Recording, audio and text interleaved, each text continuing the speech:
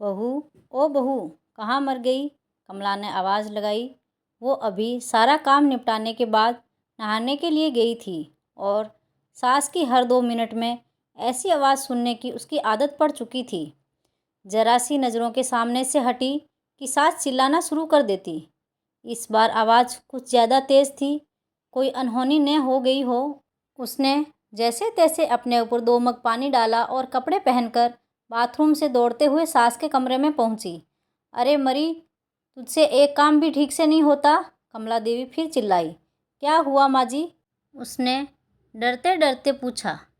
हुआ क्या है, दिखता नहीं कमबख्त। ये कमरे में पानी पड़ा है, आज पोंछा नहीं लगाया था क्या? अभी कहीं मैं गिर जाती तो मेरी हड्डी पसली टूट जाती, कमला देवी ने चिल्लाकर कहा। लगाया तो था माँ जी, उसने धीरे से कहा। तो ये कहाँ से आ गया?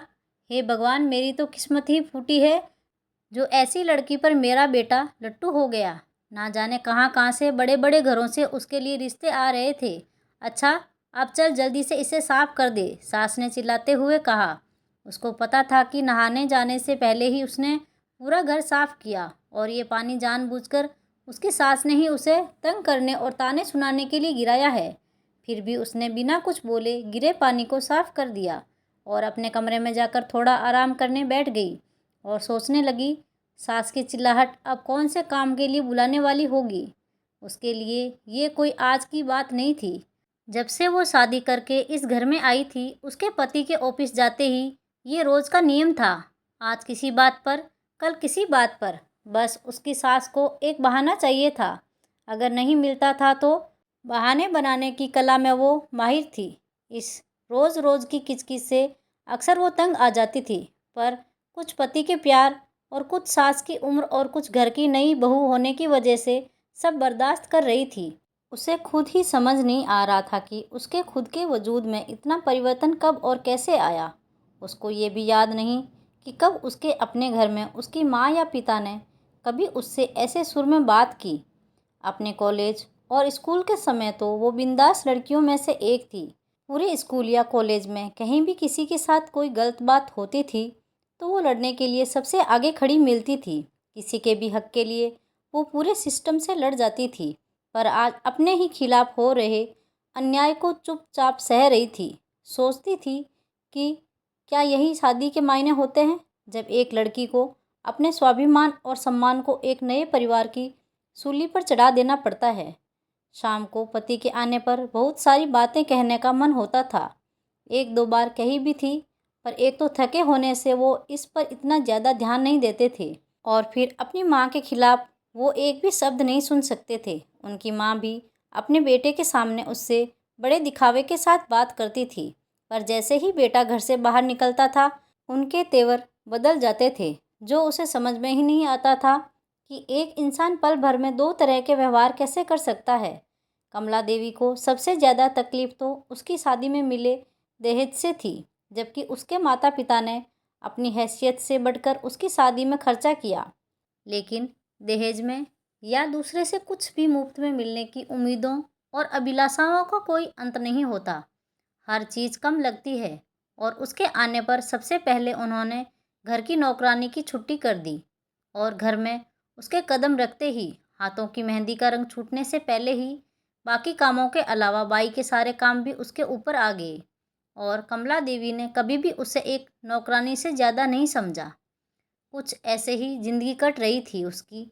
रोज़ कोई नया बखेड़ा होता था और वो रोज़ शांतिपूर्वक उन्हें संभालने की कोशिश करते हुए सोचती थी कि जल्दी ही उसे अपने पति और सास के साथ बैठकर शांति से इसका हल निकालना पड़ेगा।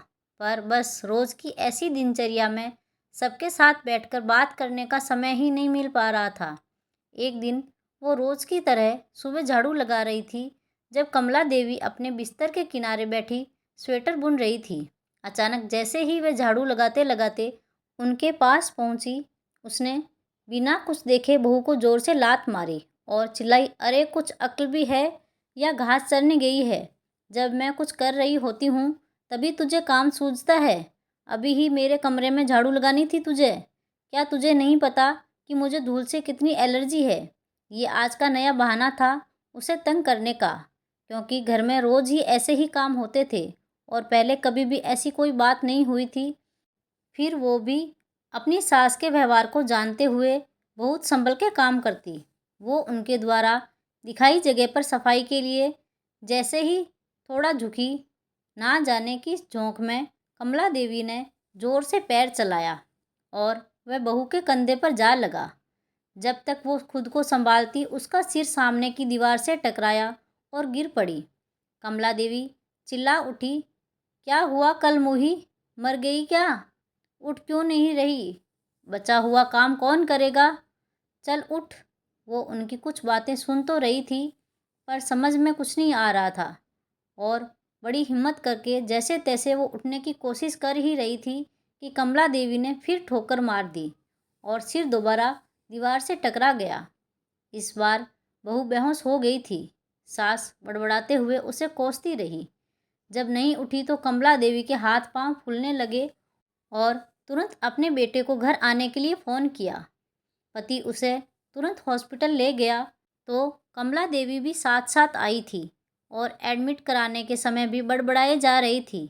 सब पता है इसके त्रिया चरित्र का, सब करके कराने के और मुझे तंग करने के नाटक है इसके, जिससे घर में कोई काम न करना पड़े और हम सब इसकी सेवा करें।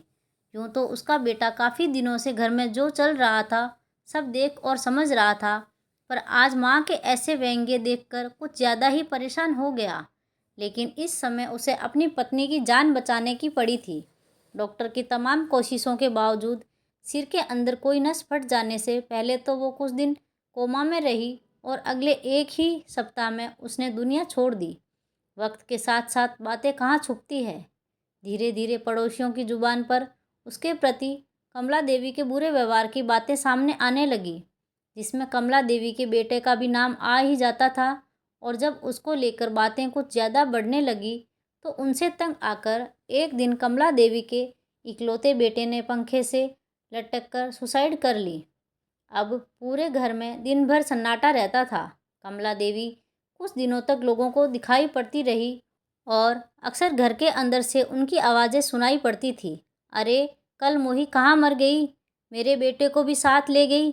चल जल्दी आजा, बहू घर बहुत गंदा पड़ा है, चल थोड़ा झाड़ू पोंछा कर दे। फिर उसी लय में रोते रोते उनकी आवाज़ सुनाई पड़ती थी। बहुत अच्छी बहू थी, कभी शिकायत नहीं करी उसने। अभी हॉस्पिटल में है, इलाज चल रहा है। मेरी वजह से उसका सिर फट गया था न। मेरा बेटा भी उसी के पास है, लेकिन अब तो वो ठीक हो गई होगी। अरे कोई तो उन दोनों को वापस ले आए, अब की उसे कुछ नहीं कहूँगी। कुछ दिनों के बाद पता लगा कि उनके किसी दूर के रिश्तेदार ने उस मकान को औने पौने दामों में किसी को बेच दिया था, क्योंकि कमला देवी के पागल खाने में भर्ती होने के बाद उस मकान को देखने वाला कोई नहीं बचा था। तो दोस्तों, आपको ये कहानी कैसी लगी कमेंट बॉक्स में अपनी राय ज़रूर दीजिएगा। आपको अगर कहानी अच्छी लगी हो तो वीडियो को लाइक, शेयर और सब्सक्राइब करिएगा। Thanks for watching.